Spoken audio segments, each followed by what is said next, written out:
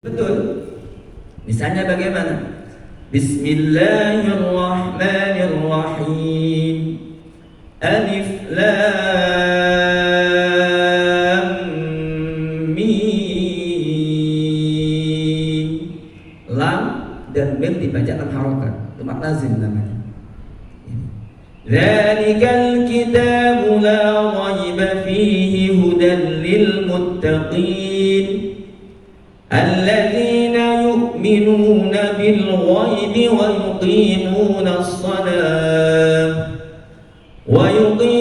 الصلاة ومما رزقناهم ينفقون dan seterusnya. Itu berapa huruf itu? Tinggal hitung saja. Jadi artinya apa? Ganjaran luar biasa diberikan oleh Allah Subhanahu wa taala kepada hamba-hambanya yang beriman dan mau beramal saleh. Dan juga Allah Subhanahu wa taala memberikan ganjaran yang cukup besar orang yang mengaji ilmu agama itu. Sahabat Abu Dzar pernah mendapatkan sabda Rasulullah sallallahu alaihi wasallam, "Ya Abu Dzar," kata Nabi, "Wahai Abu Dzar, la anta ghudwa fatata'allama ayatan min kitabillah." Wahai Abu Dzar, kamu pergi dari rumah kamu menuju tempat untuk mengaji Al-Quran, satu ayat. Apa kajiannya kata Nabi? Khairun laka, lebih baik bagi kamu min antusalya mi'ata raka'ah, daripada kamu salat sunnah 100 rakaat. Satu ayat tadi itu. Kita nggak sanggup semalam 100 rakaat ya. Sangat lama tuh. Tapi ganjaran orang ngaji Al-Quran satu ayat luar biasa yang diberikan oleh Allah Subhanahu wa taala. Al-Fatihah itu berapa ayat? 7 ayat. Kalau ada orang belajar Al-Fatihah 7 ayat, itu artinya apa? Dia lebih baik daripada salat sunnah berapa? 700 rakaat. Sekarang ini nggak banyak orang baca Fatihah betul. Banyak orang apa? Asal baca aja.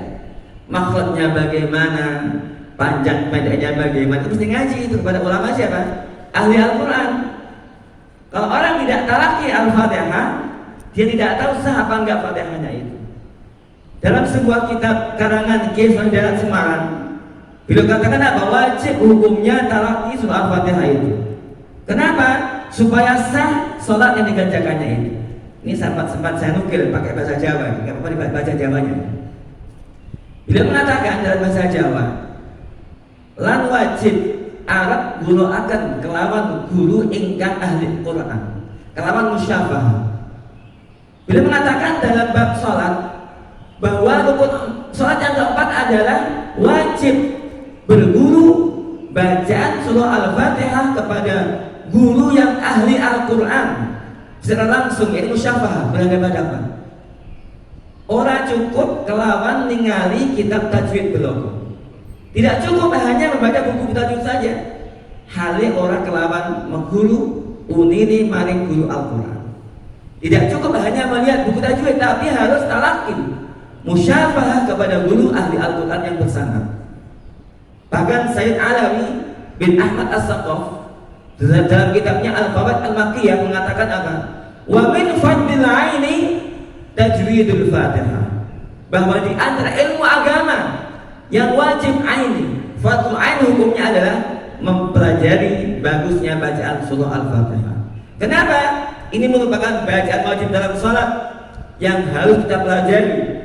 Jangan sampai kita rusak sholatnya. Ala kulli hal, ini semua adalah anugerah dari Allah Subhanahu wa taala yang patut kita bersyukur.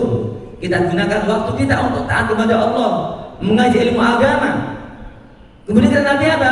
Wala anta udwa fatata'allama baban minal ilm. Kamu pergi dari rumah kamu untuk mengaji satu bab ilmu agama. Satu bab itu gak panjang ya. Misalnya bab berwudu, bab tayamum, bab menghilangkan hadas, bab azan dan seterusnya. Bab yang pendek, mungkin setengah jam atau kurang barangkali. Apa ganjaran Nabi itu? Khairun laka min antusalliya al-faraqah. Lebih baik bagi kamu daripada kamu sholat sunnah 1000 rakaat. Bayangkan, satu bab ilmu agama kita pelajari dengan ikhlas karena Allah, luar biasa ganjaran yang diberikan oleh Allah Subhanahu wa taala. Mungkin ada yang tanya, kenapa kok begitu besar pahalanya? Mengalahkan sholat tarawih sebulan lamanya. Kita ahlu sunnah wal jamaah umumnya mengerjakan sholat tarawih berapa semalam? 20 plus 3. Ada nggak 1000 sebulan jumlahnya? Nggak sampai ya. Orang yang mengaji satu ilmu agama itu lebih besar ganjarannya daripada sholat tarawih sebulan lamanya itu. Kenapa? Karena sholat sunnah itu hukumnya sunnah. Adapun mengaji ilmu agama hukumnya adalah wajib. Makanya nilai wajib di atas sunnah. Mudah-mudahan Allah Subhanahu wa taala berikan kita taufiknya untuk istiqamah dalam mengaji ilmu agama. Allahumma amin. Para jamaah sekalian rahimakumullah, ini mukadimah untuk bagian pertama. Yang kedua, menyangkut akidah Asy'ariyah dan Maturidiyah. Akidah kita umat Islam dunia, mayoritas Islam datang ke Indonesia dengan akidah Asy'ariyah.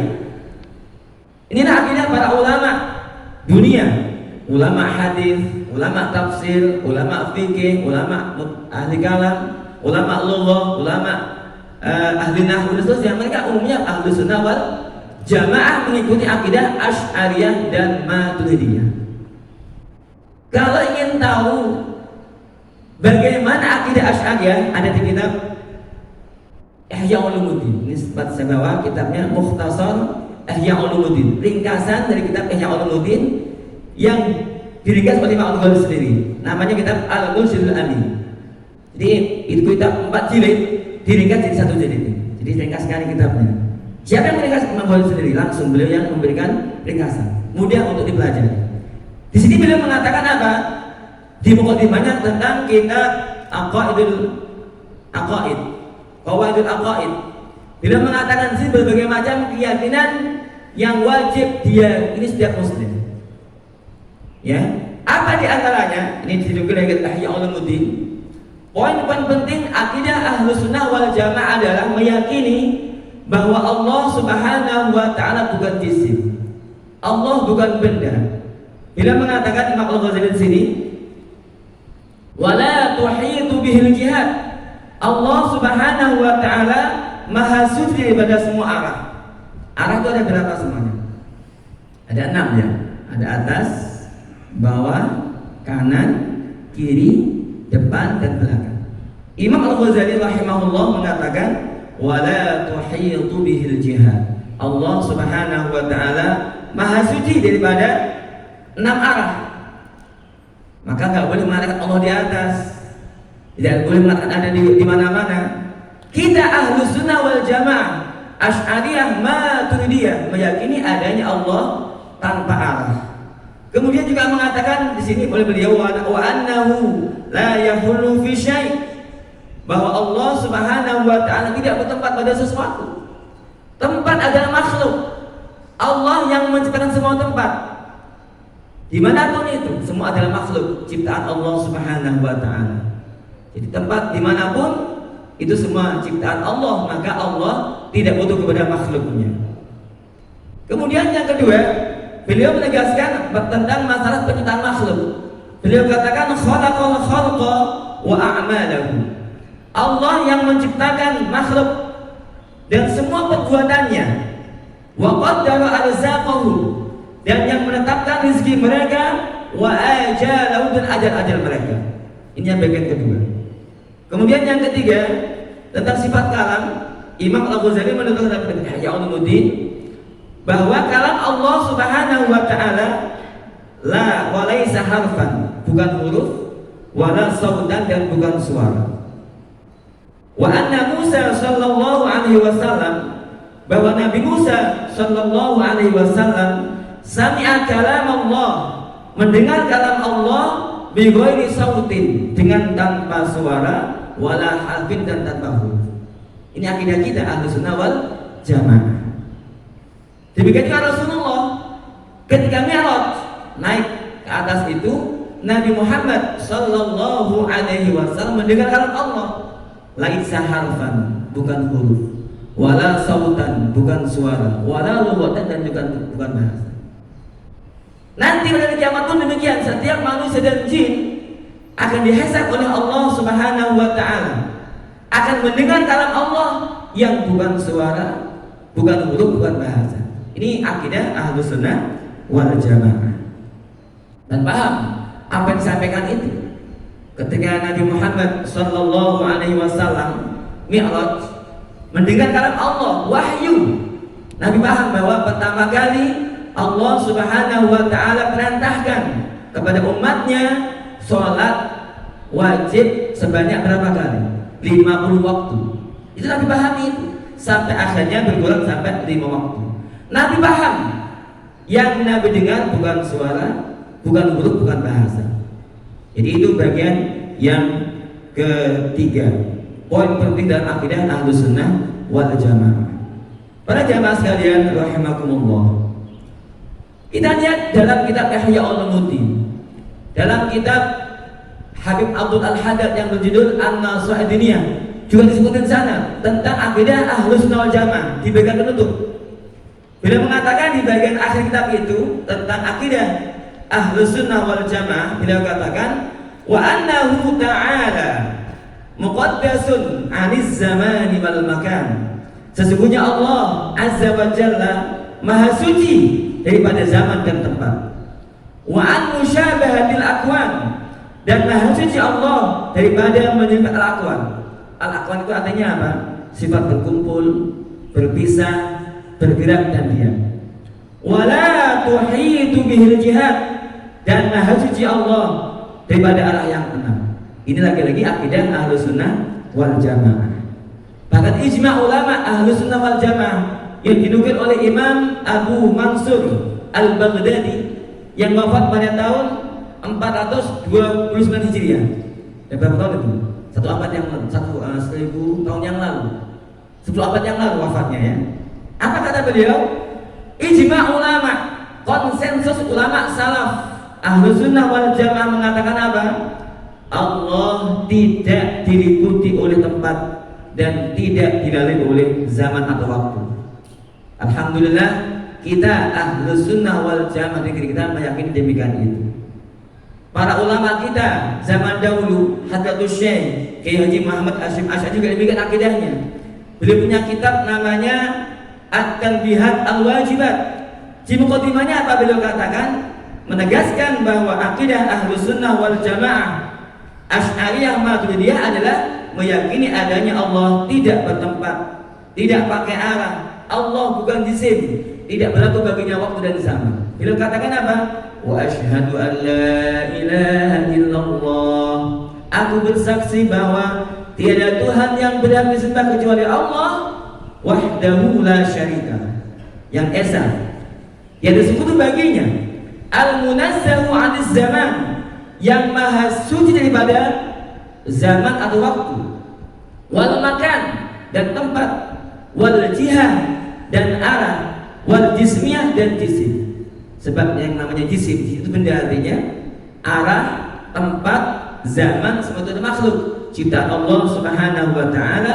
Allah maha suci daripada semuanya itu. Kalau kita berdoa, jangan kita menghadap ke langit. Kenapa kok kalau menghadap kita langit itu kiblatut doa, kata Imam Nawawi. Imam Nawawi dalam Syarah Sahih Muslim mengatakan as-sama kiblatut doa. Orang yang mengangkat tangan ketika berdoa, kenapa? Langit kita berdoa. Setiap berdoa kita angkat tangan ke langit. Kenapa?